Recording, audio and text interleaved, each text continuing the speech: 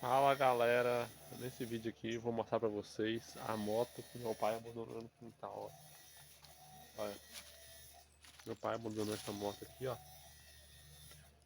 Encostou ela aqui e deixou. Não anda. Ó, uma Twister, galera. Top, né, galera, essa moto. Pena que tá abandonada. Moto 250 cilindradas, ó.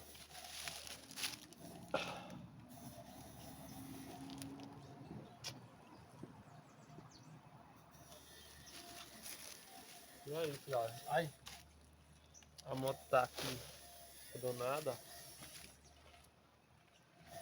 Então é isso, espero que tenham gostado do vídeo aí. Deixa o like aí, se inscreva no canal. Qualquer dúvida deixa nos comentários aí que eu vou estar lendo, beleza? E é isso, tamo junto, valeu galera, obrigado a todos e tchau, fui.